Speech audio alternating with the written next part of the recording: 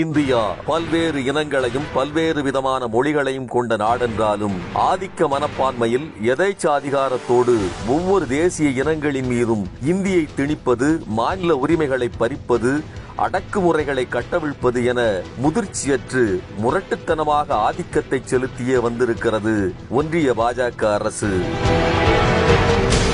இந்திய திருநாட்டில் ஒற்றுமை, ஒருமைப்பாடு நிலைபெற வேண்டும், மாநிலத்தின் சுயமரியாதை காப்பாற்றப்பட வேண்டும் என வாயளவில் பேசாமல், ஆட்சியை பற்றி கவலைப்படாமல் பல போராட்டங்களையும் அடக்குமுறைகளையும் சந்தித்து மாநில உரிமைகளை காக்கும் களத்தில் வீரம் செறிந்த தளபதியாக திகழ்வது திராவிட முன்னேற்றக் கழகம் என்பது வரலாறு.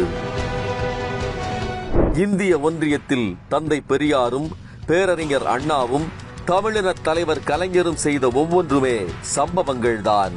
அவர்கள் வகுத்தளித்த பாதையில் பெரியாரின் பகுத்தறிவோடு அண்ணாவின் மொழிப்பற்று, சுய உணர்வு, முத்தமிழறிஞர் கலைஞரின் சமூக நீதி, மாநில சுயாட்சி கொள்கைகளை நெஞ்சில் நிறுத்தி பாசிச மோடி அரசின் சர்வாதிகார கொள்கைகளுக்கு எதிராக ஜனநாயகம் காக்கும் தளபதியாக திகழ்கிறார் தமிழ்நாடு முதலமைச்சர் முத்துவேல் கருணாநிதி ஸ்டாலின்.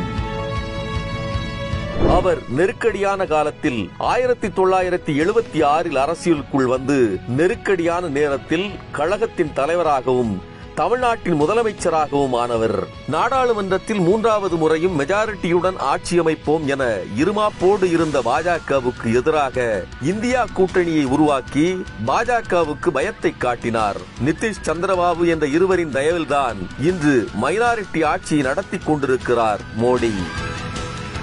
அதற்கான அஸ்திவாரத்தை உருவாக்கியதன் மூலமாக இந்தியாவுக்கான தளபதியாக உருப்பெற்று நிற்கிறார் மாண்புமிகு மு.க. ஸ்டாலின் அவர்கள்.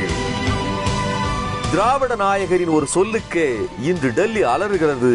அவர் ஒரு அறிக்கை விட்டால் கூச்சலிட்டு கதறுகிறது ஒன்றிய அரசு. தமிழ்நாடு போராடும், தமிழ்நாடு வெல்லும் என்ற அவரின் வீர முழக்கம் நாடாளுமன்றம் வரை அதிர்கிறது.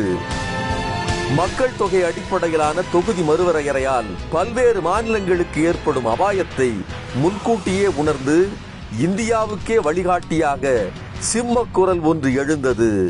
அது முத்துவேல் கருணாநிதி ஸ்டாலின் குரல்.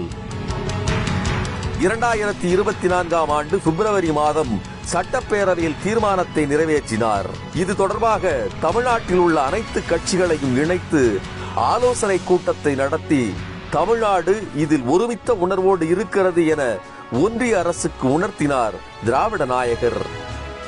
ஒன்றிய பாஜக அரசு கொண்டு வர நினைக்கும் தொகுதி மறுவரையறை, மக்கள் தொகை கட்டுப்பாடு எனும் கொள்கையை முனைப்பாக செயல்படுத்தி நாட்டு வளர்ச்சியில் பெரும் பங்காற்றியுள்ள தென் மாநிலங்களுக்கு தரப்படும் தண்டனையாகத்தான் அமையும். இந்திய நாட்டின் கூட்டாட்சி அமைப்புக்கும் தென் மாநிலங்களின் அரசியல் உரிமைக்கும் இது அச்சுறுத்தலை ஏற்படுத்துகிறது. இது இந்திய ஜனநாயகத்தில் தமிழ்நாட்டுக்கு கிடைக்கும் அரசியல் பிரதிநிதித்துவ உரிமை மீதான நேரடி தாக்குதல். இப்படி ஒரு சமநீதியற்ற அநீதியான தொகுதி மறுசீரமைப்பு செயல்பாட்டுக்கு வந்தால் இந்திய அரசியலில் தமிழ்நாட்டின் குரல் நெரிக்கப்படும் என்று மாண்புமிகு முதலமைச்சர் அவர்கள் பேசியிருக்கிறார். இது தமிழ்நாட்டிற்கான குரல் மட்டுமல்ல, அனைத்து மாநிலங்களுக்குமான குரலாகும். மாநிலங்களின் உரிமை காக்கும் போரில் முத்துவேல் கருணாநிதி ஸ்டாலினின் ஒற்றை குரலுக்கு ஆதரவாக இந்தியாவின் பல்வேறு மாநிலங்களும் அவரோடு அணிவகுத்து நிற்கிறது.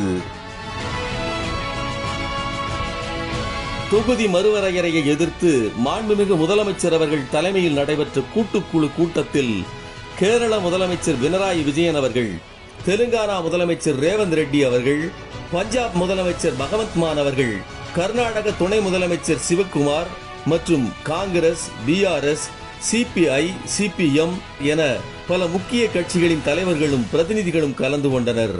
மேலும் தொகுதி மறுசீரமைப்புக்கு எதிரான அடுத்த கூட்டு நடவடிக்கை குழு கூட்டம் ஹைதராபாத்தில் நடைபெறும் எனவும் கழக தலைவர் மாண்புமிகு முதலமைச்சர் திரு மு.க. ஸ்டாலின் அவர்கள் அறிவித்துள்ளார்.